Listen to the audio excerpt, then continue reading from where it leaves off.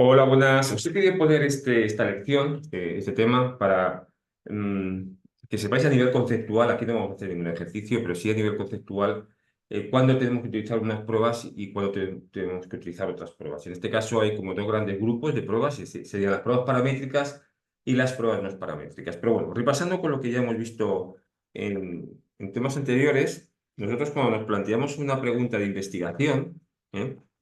Tenemos que elegir para resolver esa pregunta de investigación entre distintas pruebas estadísticas, ¿no?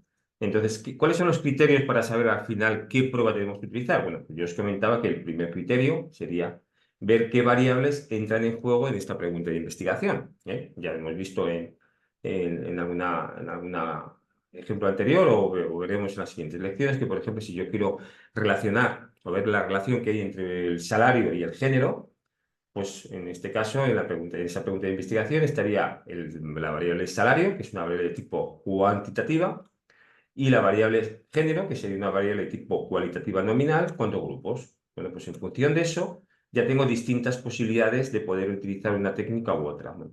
También tendremos que tener en cuenta si las muestras son independientes o las muestras son relacionadas. Por ejemplo, en este ejemplo que os he puesto yo, de, de ver si los salarios son iguales en hombres que mujeres, tendríamos muestras independientes. Fijaros que si yo planteo las hipótesis en este caso, lo voy a hacer aquí, mi hipótesis nula sería, pongo por aquí, la hipótesis nula sería que la media del salario, mu es la media, en este caso sería la media del salario, ¿vale? Y la media de salario para el grupo de hombres es igual que la media de salario para el grupo de mujeres.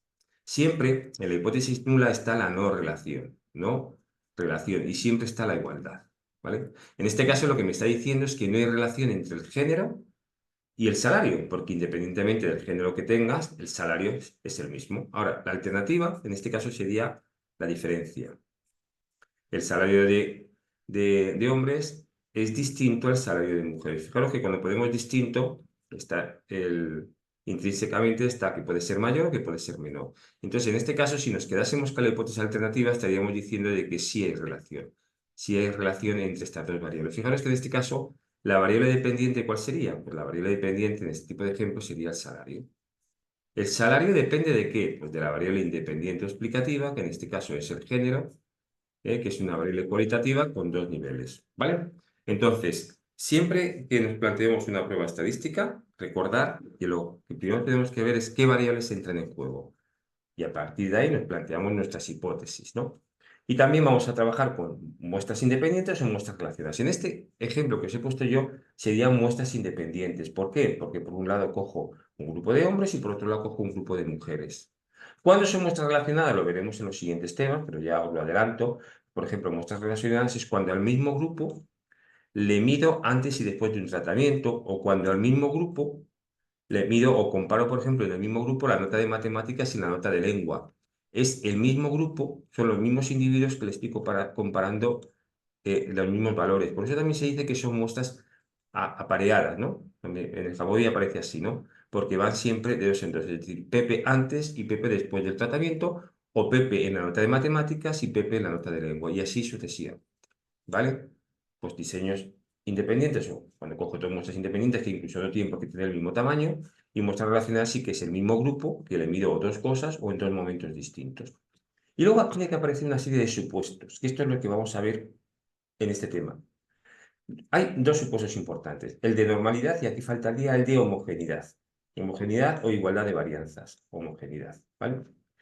Porque si se cumple o no se cumple la normalidad, que es de los supuestos más importantes, en función de eso tendremos que utilizar unas técnicas estadísticas u otras. Y esto es importante que lo tengáis en cuenta porque en los siguientes temas que veamos con Jamovi, ya todo a nivel práctico, ella sin fórmulas y sin nada, siempre nos vamos a tener que plantear estos supuestos para ver cuál es la prueba adecuada, la prueba más adecuada.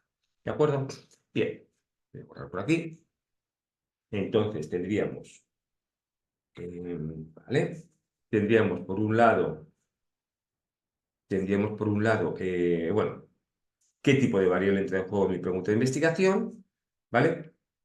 Y nos vamos a encontrar con dos tipos de pruebas. Las pruebas paramétricas y pruebas no paramétricas, ¿vale? Dame un segundito, porque tengo que silenciar una cosa, voy a hacer una pausa. Vale, estoy aquí.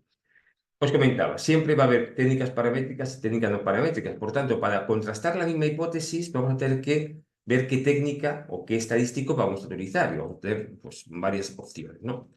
Entonces, las pruebas paramétricas son aquellas que cumplen en la variable cuantitativa, sobre todo el supuesto de normalidad. Si se cumple el supuesto de normalidad, yo voy a poder utilizar técnicas paramétricas. Fijaros que aunque no y la normalidad es que mi variable se distribuya como una campana de Gauss. Luego veremos eso cómo lo vamos a hacer.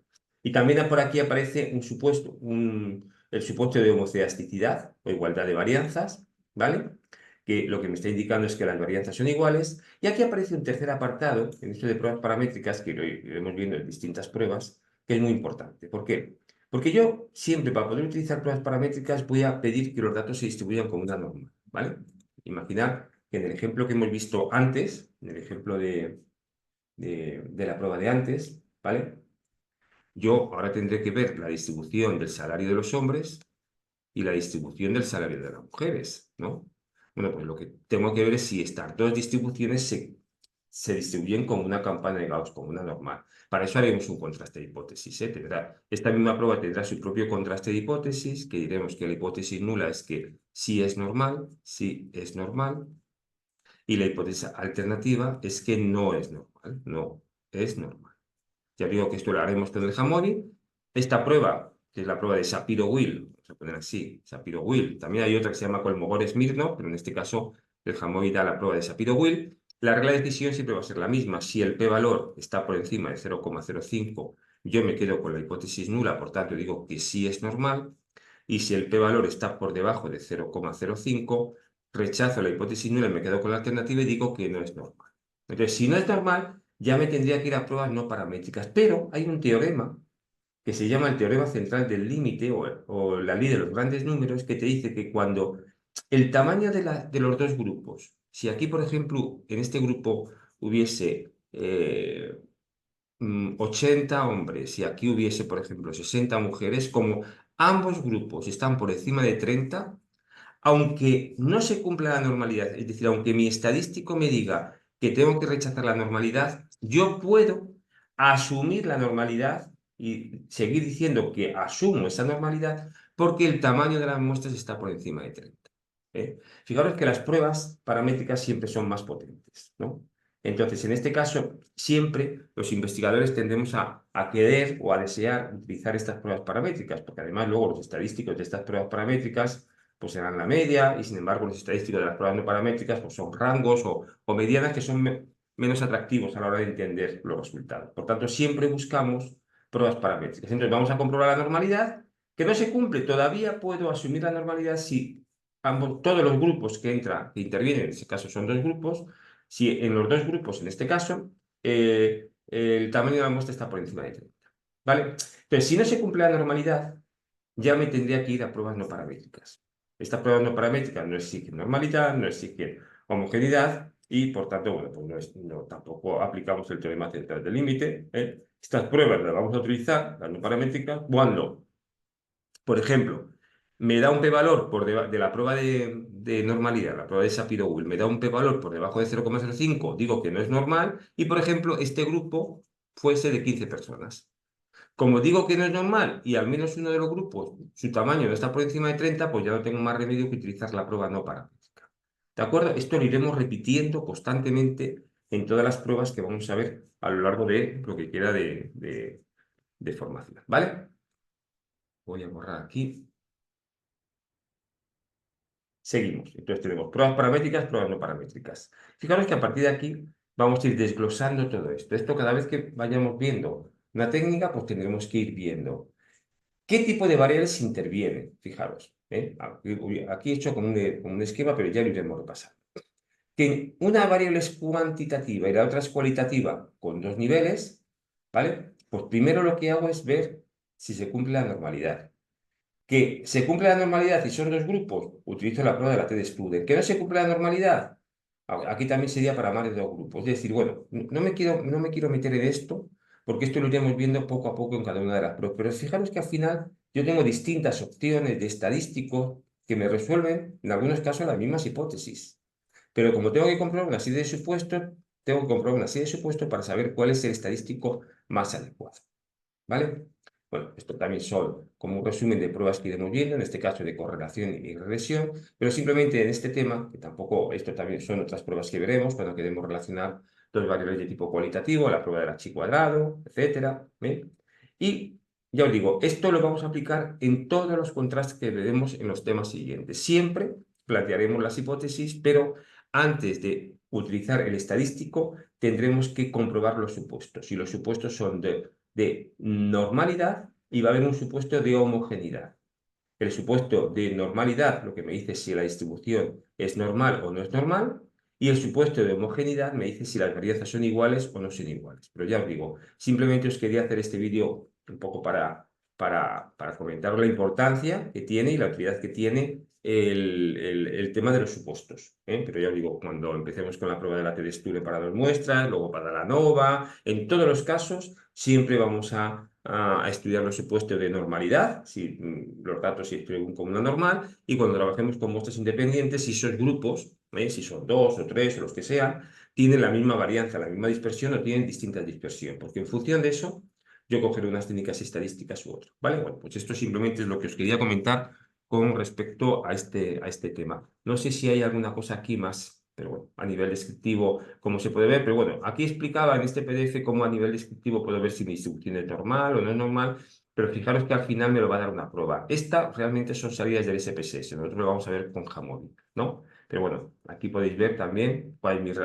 ¿Veis? Por ejemplo, esta es la prueba de Shapiro-Wilk, que es la que da Jamovi, el Kolmogorov nos la da también el SPSS. Yo os digo, esto es una salida del SPSS, no sé si alguna vez en el futuro trabajéis con ese programa estadístico, pero bueno, da igual el programa estadístico que utilicéis, siempre va a haber forma de poder contrastar la normalidad. En este caso comprobamos la normalidad, si se cumple o no se cumple, y en función de eso vamos tomando la decisión de qué estadístico tendremos que utilizar. Es decir, constantemente en todas las pruebas que veremos a continuación, los siguientes temas, vamos a tener que hacer como este árbol de decisión para saber al final qué prueba estadística tengo que utilizar. Aquí viene un ejemplo, ¿vale?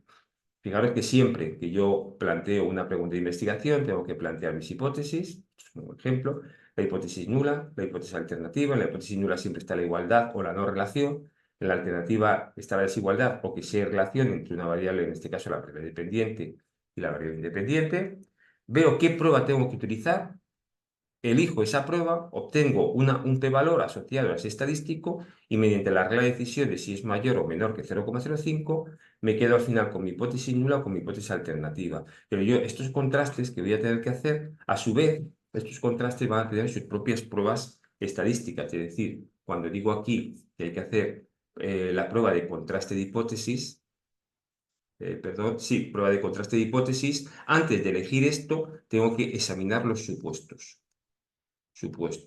Los supuestos, y tendré que examinar 2 supuestos. El supuesto de normalidad, que tendrá sus propias hipótesis, y luego el supuesto de homogeneidad, que también tendrá sus propias hipótesis, pero que aquí no tampoco quiero entrar porque ya lo veremos en sus temas correspondientes. ¿De acuerdo? Bueno, pues tampoco quiero alargar más este vídeo.